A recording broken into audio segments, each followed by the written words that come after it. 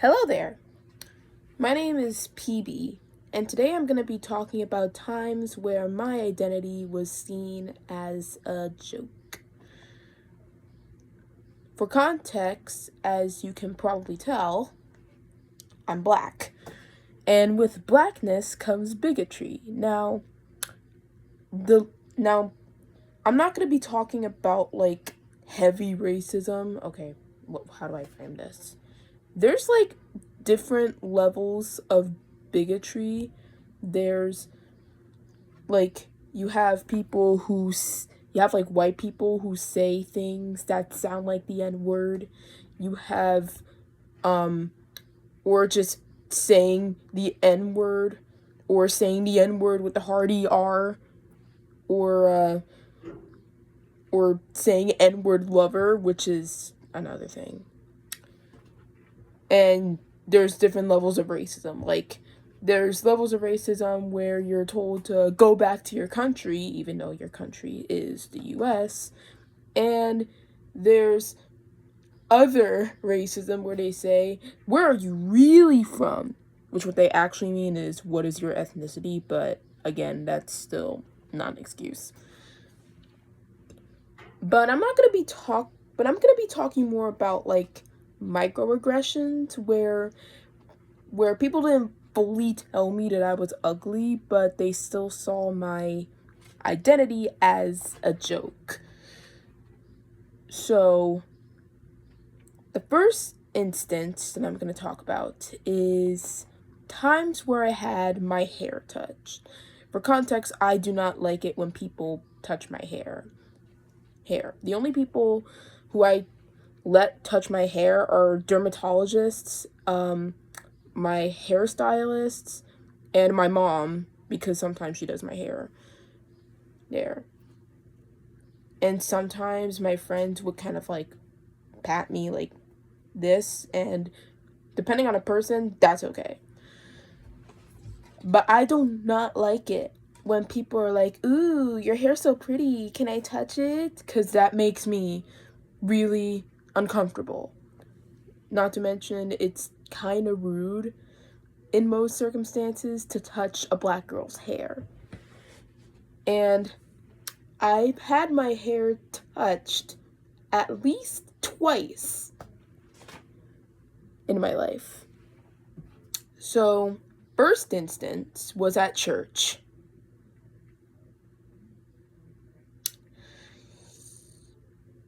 It was by a one-time pastor.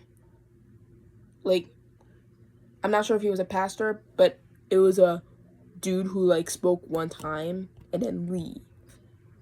And after the sermon was over, I was about to go to Sunday school or something like that. And for context, at the time I was wearing like box braids. I was wearing like box braids, and I don't remember what color they were, but let's just say it was like brown. So he walked up to me and he was like, your hair is so pretty. And I was like, thank you. Can I touch it? And I was like really uncomfortable, so I didn't know how to react. And then he just like started touching my hair or something like that. And before you ask, yes, he was white. and I just walked away afterwards feeling so humiliated. And that's partially the reason why I don't go to church anymore. Anyway, now, yes, most of the time when people touch your hair, it's by white people who don't know what they're doing. But I'm gonna tell you an instance where I had my hair touched by another black woman. Yeah. So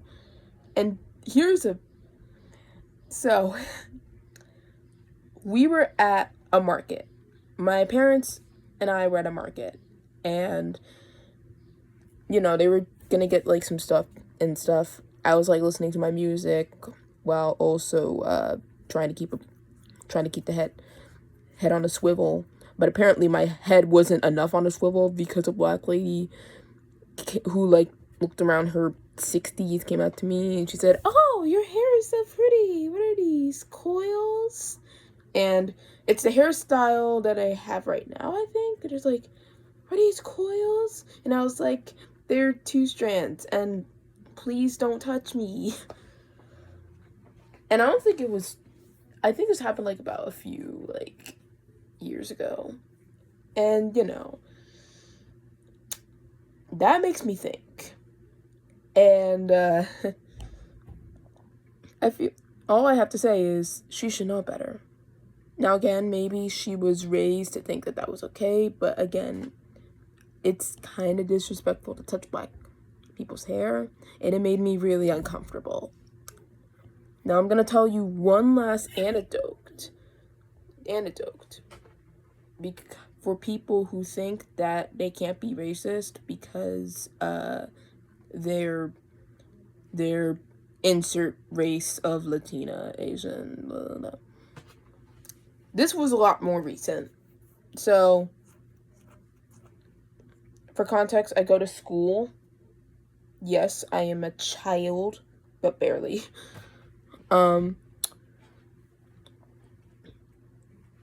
So, you know, I was like minding my own business, and you know, there's like this kid who like his routine is like annoying people and stuff like that. Again, I am not going to say his name because that does not accomplish anything. But I will talk about what happened. So what happened is, you know, I was like doing my business. I was trying to work or scroll through YouTube. I don't remember. And he told me,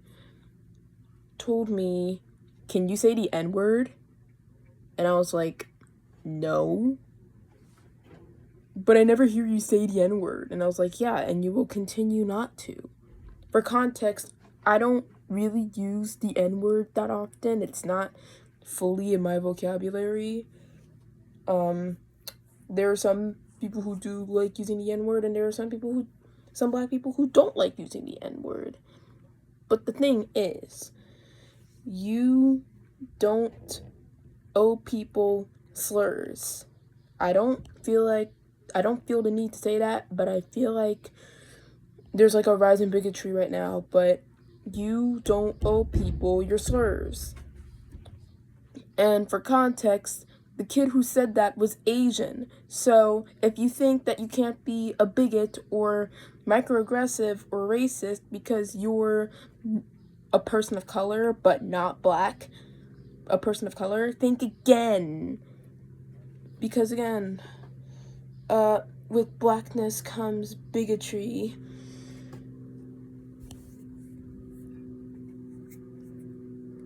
And yeah, that's about it.